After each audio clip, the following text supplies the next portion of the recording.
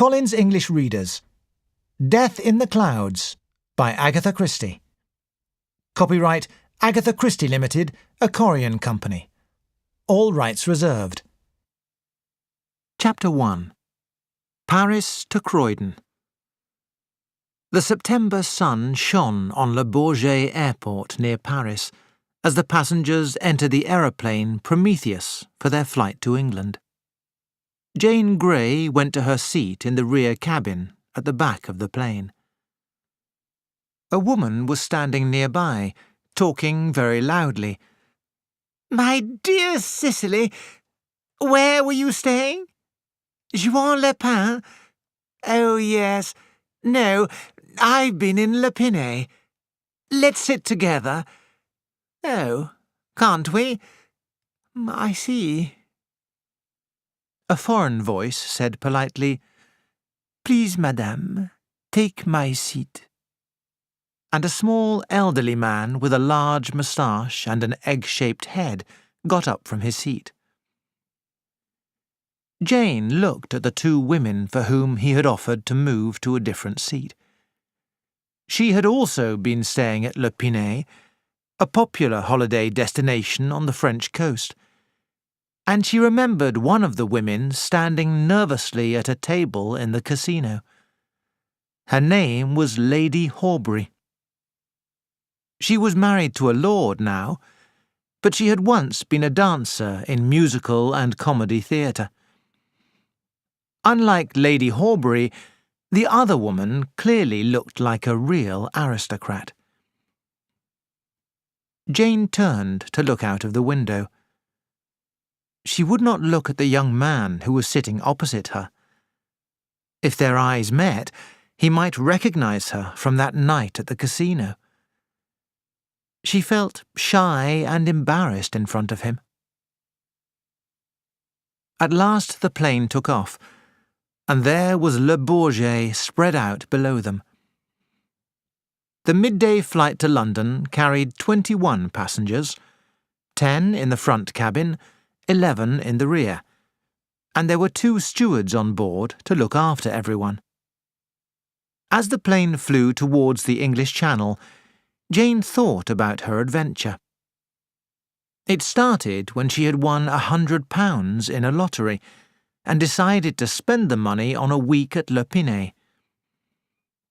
Jane worked at a hairdressing salon called Antoine's, and her customers were always going down to Le Pinet. As Jane styled the hair of these rich and glamorous ladies, she thought, "Why can't I go to Le Pinet?" Well, now she could. And so she had.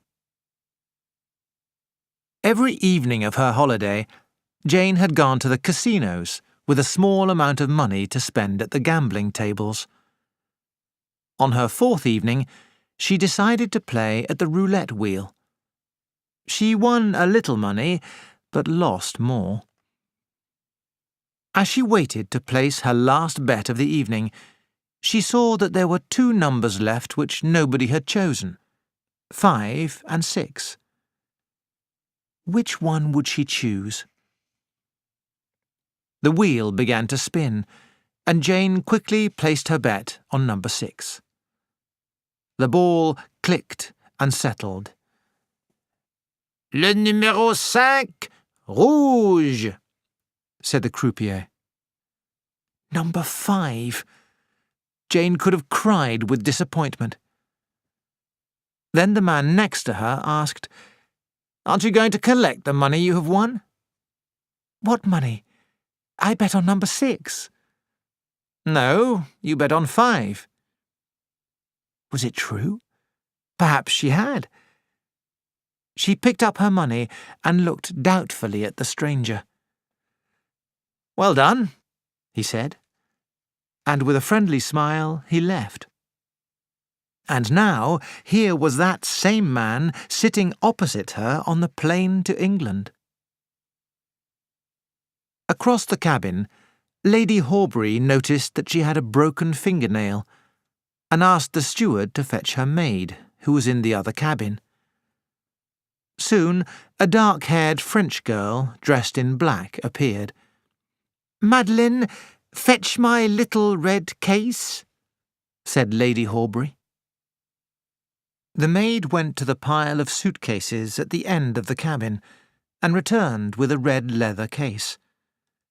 Cicely Horbury sent her away and took a nail file from the case. Jane looked around the cabin. The little foreigner with the moustache was wrapped up in a blanket. His eyes were closed. Beside him sat a tall, grey-haired man. He looked like a lawyer or a doctor. Behind these men were two Frenchmen, talking excitedly. Opposite Jane, Norman Gale was thinking, "She definitely remembers me. She looked so disappointed when she lost the money she had bet in the casino. It was worth losing to see her pleasure when she won. I did that rather well. She's very attractive when she smiles."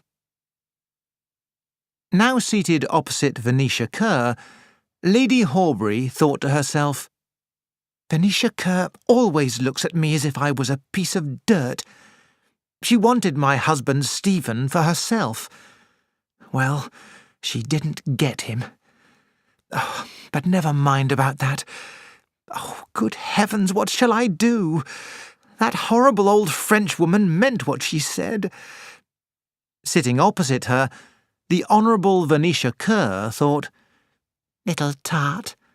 Poor Stephen. If he could only get rid of her."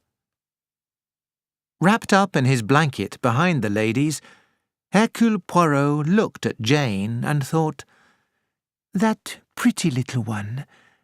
Why does she not look at the handsome young man opposite her?" The plane dropped slightly. "Oh, mon estomac! Oh, my stomach!" He closed his eyes. Beside him, Dr. Roger Bryant thought, "I simply can't decide. This is the most important decision of my life. It could destroy my career." Armand Dupont shouted excitedly at his son Jean, "They are wrong! The Germans, the Americans, the English!" He pulled open an ancient briefcase. "The decoration on these Kurdish pipes is almost exactly the same as the decoration on the pottery of 5000 BC. He waved his arm and almost knocked over the plate that a steward was putting on the table in front of him. On the other side of the plane, Mr. Clancy, writer of detective stories, got up from his seat behind Norman Gale, walked to the end of the cabin, and took a European railway timetable from his coat pocket, in order to work out a complicated alibi for one of his characters. Another passenger, Mr. Ryder, was also deep in thought. "I don't see how I can possibly raise the money for the next payment." Norman Gale got up and went to the toilet. As soon as he had gone, Jane quickly took out a mirror and put on some more lipstick.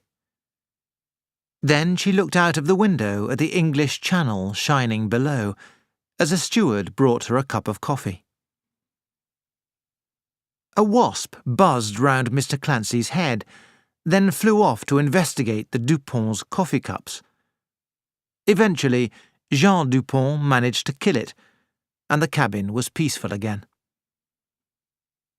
Right at the back of the plane, in seat number 2, Madame Giselle's head fell forward. It looked as if she were asleep. But she was not. Madame Giselle was dead.